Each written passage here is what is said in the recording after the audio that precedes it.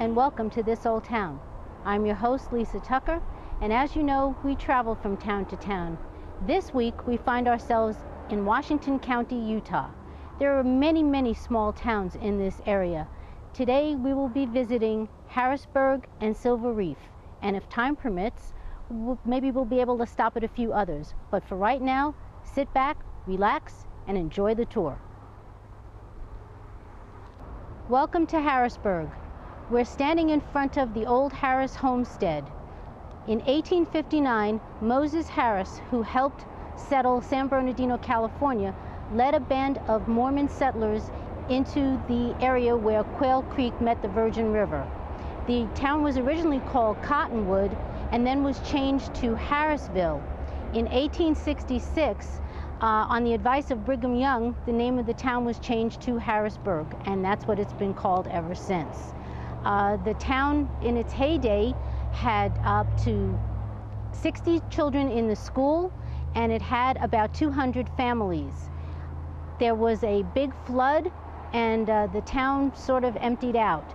After that, in 1892, the town was down to 6 families, and by 1910, there were no families. All that's left is pretty much this building, a lot of stone fence, and maybe some other stone buildings, but that's it.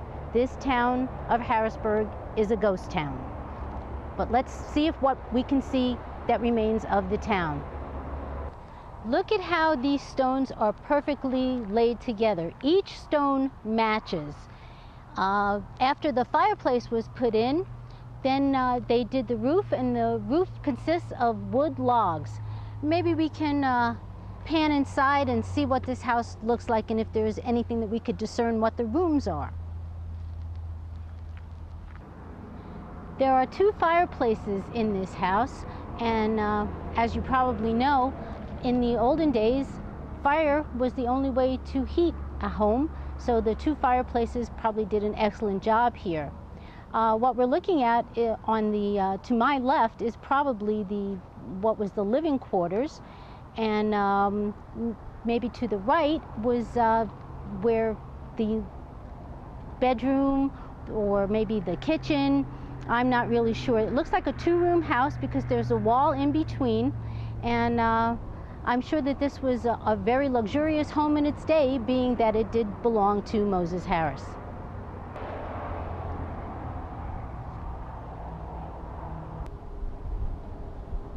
What we're looking at here appears to be the porch area. There's a doorway leading out, and so probably what they did was they came out here, sat out here, enjoyed the view of the mountains, and it was probably just a place for them to relax and enjoy themselves after a hard day of work.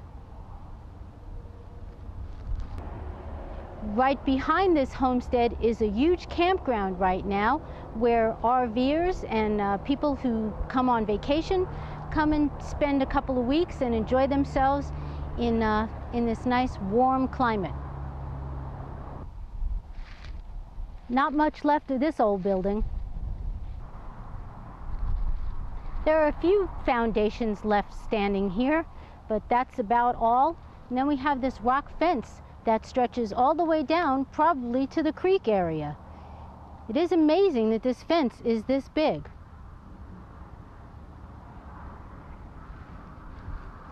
I see some buildings up on the hill. Let's see if we can get to them.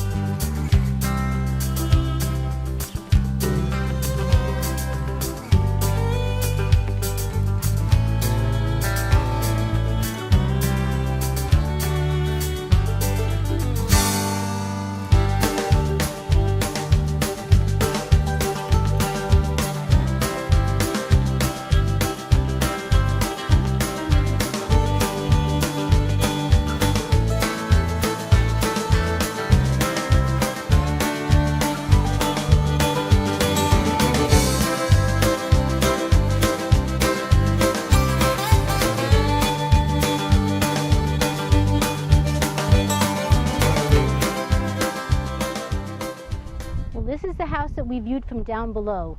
This is the Adams home. From 1864 until the early 1890s, Orson Adams and his wife lived in this home. It was built by William G. McMillan, a master stonemason, and he constructed this house and many of the other residences in Harrisburg between 1863 and 1865. After Orson Adams' death, the property changed ownership several times, eventually being purchased by William Emmett in 1910. Mr. Emmett and his wife and all his children lived in this house for many, many years. After Mr. Emmett's death in 1944, the house was vacated. Since that time, the structure has suffered from the effects of neglect and vandalism. In 2001, the land and structures remaining from the abandoned Harrisburg town site were transferred to the Bureau of Land Management to protect the natural and cultural values of the site. Over the next few months, repair work will begin on the roof, foundation, and walls of the Adams house. All of the work will be restored, and it will be eligible to become among the listing of the National Register of Historic Places.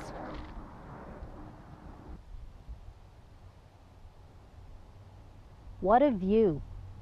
It's magnificent.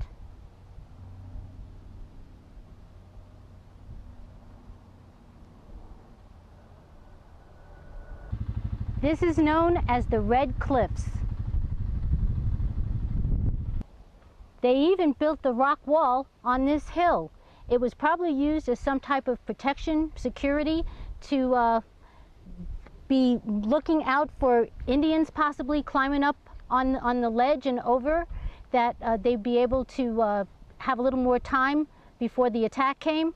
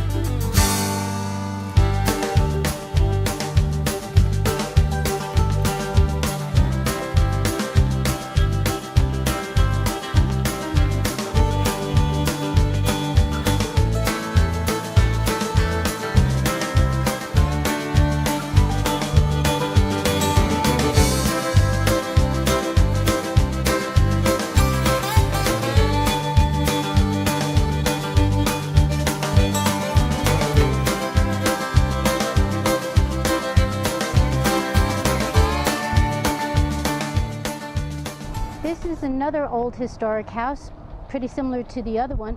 This one even has what looks like a basement, and it probably looks like they wanted some kind of escape route out of here.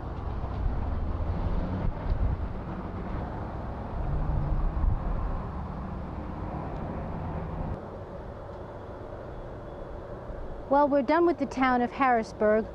You saw what was there, just a bunch of little old buildings left. It's just a ghost town now.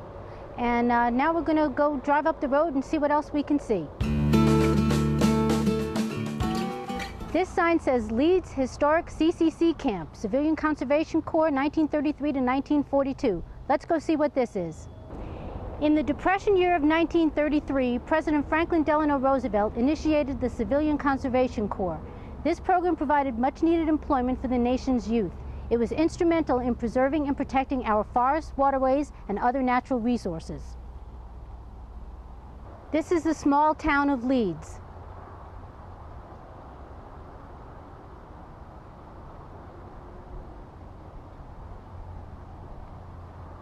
This is about the oldest building that we found in this town. It's probably just somebody's home.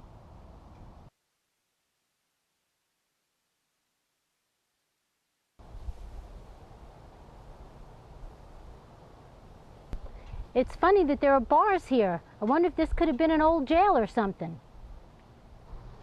Well, this is the old town hall. There's even a mail slot here, so maybe this is the post office too.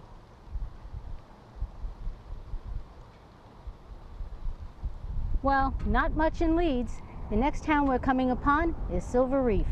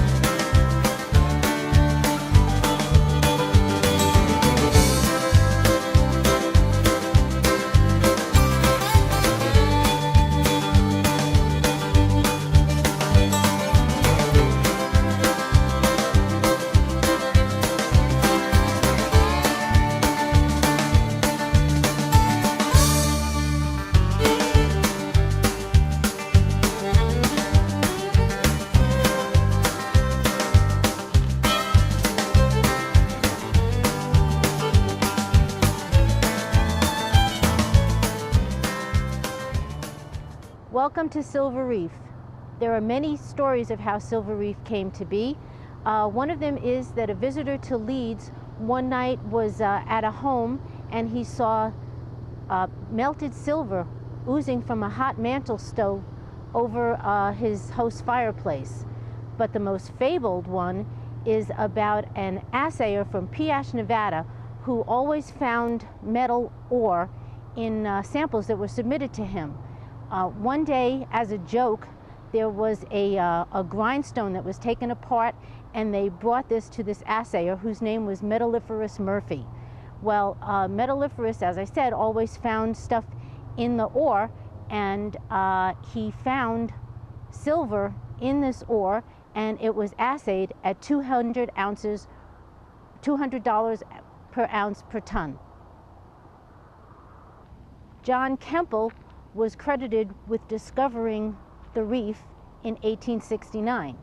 About 7 years later, William Barbie found some ore right near Mr. Kemble's claim.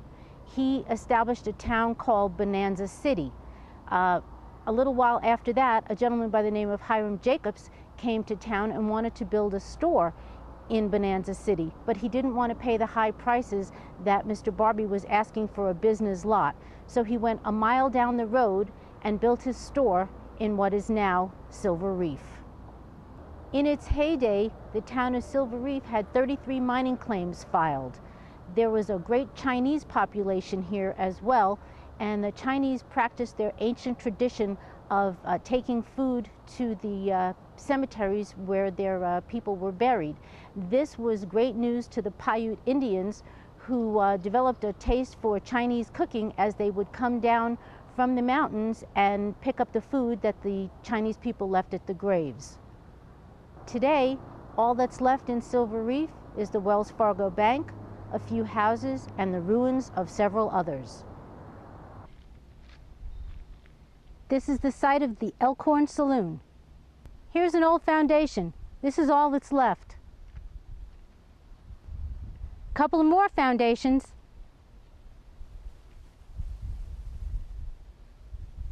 And this must be the heart of the town. Here we are on Main and Center Street.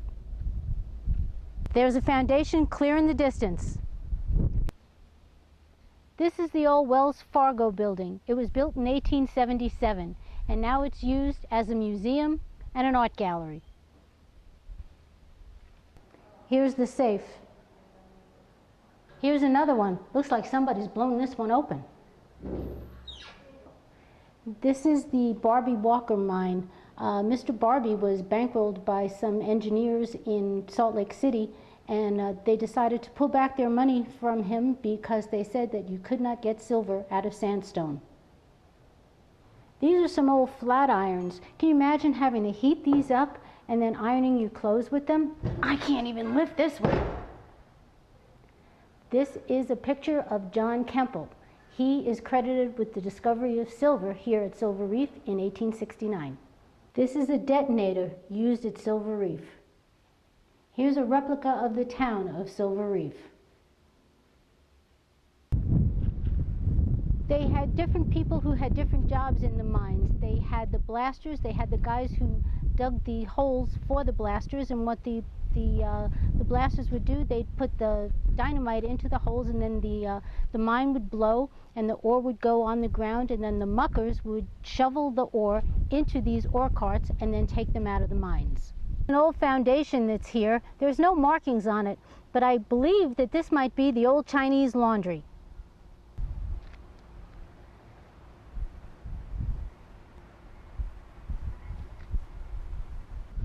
There's a couple of foundations clear over there.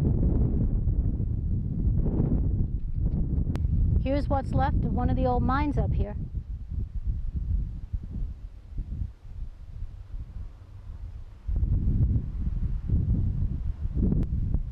Up on top of the reef looking down, we can see some old tailings from some of the old mines.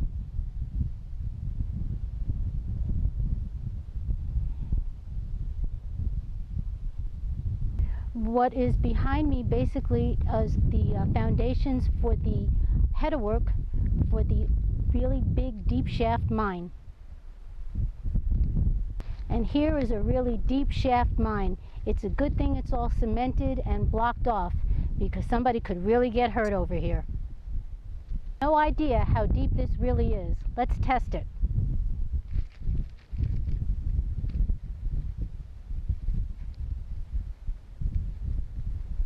To me, it just sounds like it goes on forever. The other side of the reef, you can see some old tailings and probably some more old mine shafts.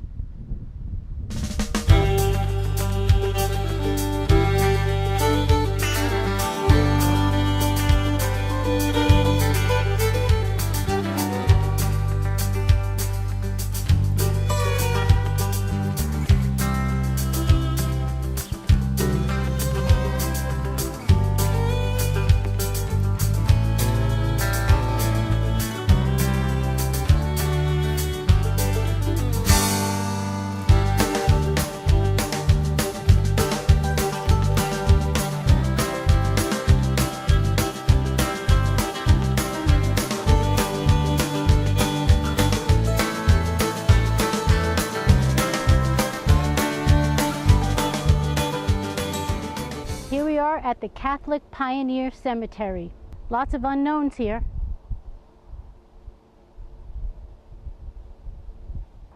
Well, those were quite the interesting towns that we just visited. And just like any other old towns, when the mines played out, the towns became ghost towns. The scenery here is still beautiful though, and I hope you've enjoyed our visit to these little ghost towns. So until next time, when the old town that we visit might be yours, I'm Lisa, and I'm out of here.